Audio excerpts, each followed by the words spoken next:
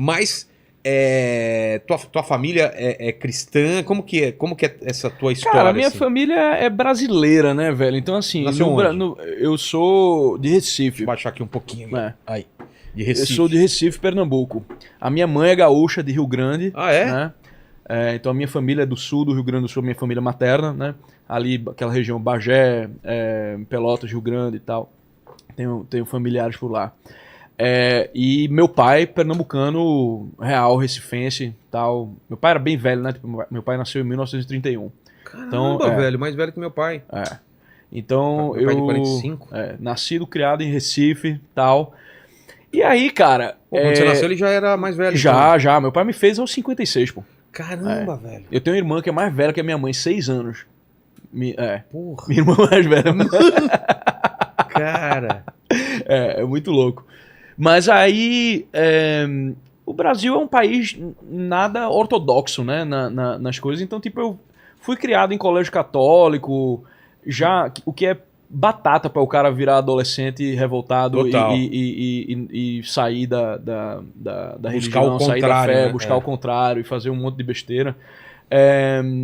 E meu pai foi maçom uma época, aí ele largou o negócio, foi desligado, tinha terço em casa tal, mas era meio comunista, meio de esquerda, assim, tá entendendo? Então, tipo, no final da vida tava mais espírita, frequentava centro espírita. O brasileiro tem isso, né? Tem. O brasileiro, tudo misturado, cara. ele vai no centro espírita na quarta, ele comunga na Nossa Senhora do Brasil no domingo, na quinta ele faz um reiki, tá ligado? Tipo, quando é festa de Iemanjá, ele vai lá e passa no despacho, faz o sinal da cruz. Então, assim, o Brasil é o sincretismo. Então, eu não cresci com nenhum modelo muito ortodoxo, não. Tipo, tinha um modelo muito prático de fé que era a minha madrinha, que era a vida dela. Mas ela nunca falava muito assim. Ela nunca falou em termos teológicos, até porque ela não tem esse linguajar, tá entendendo? Sei. Mas a vida dela era uma vida muito simples, uma vida de grande dedicação e uma vida de santidade. Hoje eu consigo enxergar isso, né? Tipo, a maneira com que ela encarava o métier dela, né? Tipo, a profissão dela. Que meu pai tirou a minha madrinha da Zona da Mata e ensinou o ofício de enfermeira para ela, né? Na época não tinha regulamentação, tipo, isso a gente tá falando que anos 40, anos 50, né? 56, 57 por ali. E ela se tornou uma grande enfermeira, tipo, até hoje ela com 83 anos, foi engraçado, teve um dia desses que tinha um pessoal tentando pegar uma veia no hospital de um paciente de quimioterapia no hospital perto da casa dela. E ninguém conseguia pegar, tava furando o paciente, tipo... Aí chamaram ela, assim, tipo, sabe aquela pessoa que tem um conhecimento empírico muito forte, assim, de tanto ter feito. Levaram ela, tipo, ela com 83 anos, ela pegou a veia da pessoa, tipo, de primeira. Era um negócio impressionante, assim. Então, a maneira com que ela trabalhava, a maneira com que ela se dedicava e a maneira com que ela amou e ajudou a criar vários filhos do meu pai, era um grande exemplo de fé para mim.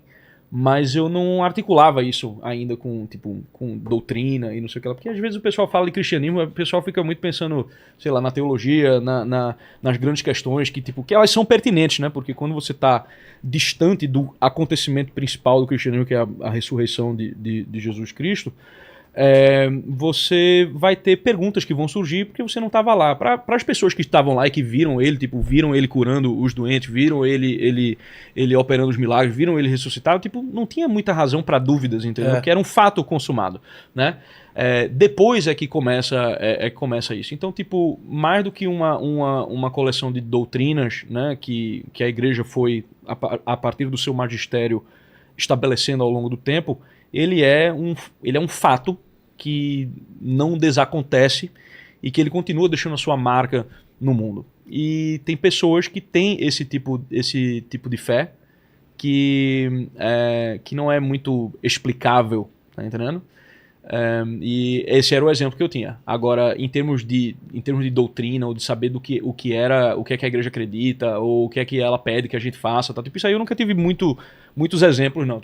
Foi coisa que eu fui aprendendo na caminhada mesmo, assim, aos trancos e barrancos. Entendi.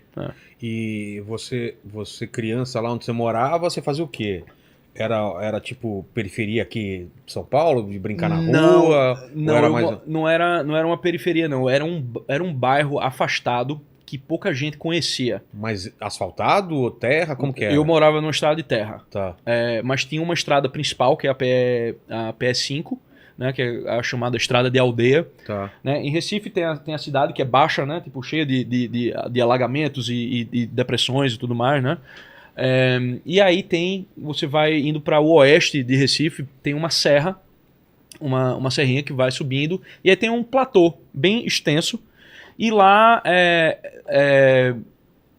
o município chama Camaragibe, na verdade, que foi a aldeia dos Camarás, tinha alguns engenhos no passado.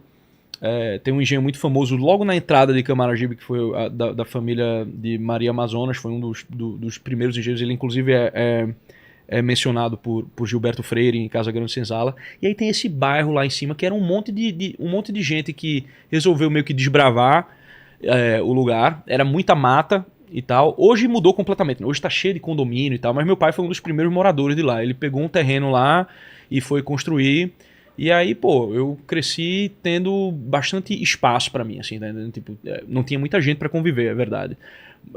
Mas eram 40 pés de jaca que tinha na minha casa. Aí tinha mangueira, tinha pé de caju, goiabeira, araçá pra caramba, muita pitanga.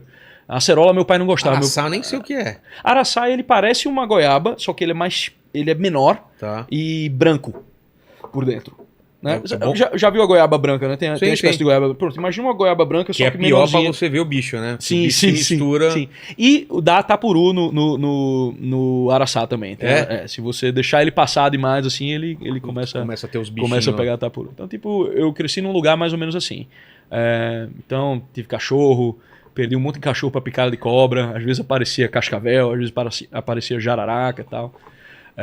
Tive um cavalo quando eu tinha, sei lá, uns 12 anos, assim, que eu gostava muito, por causa na mesma região, a minha irmã morava com as minhas sobrinhas e a gente se juntava para andar a cavalo. Então era bem rural o negócio.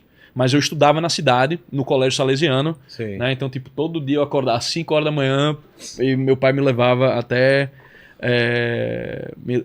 o colégio e tal. Aí, às vezes eu assistia à missa, às vezes não, mas sempre chegava cedo. Entendi.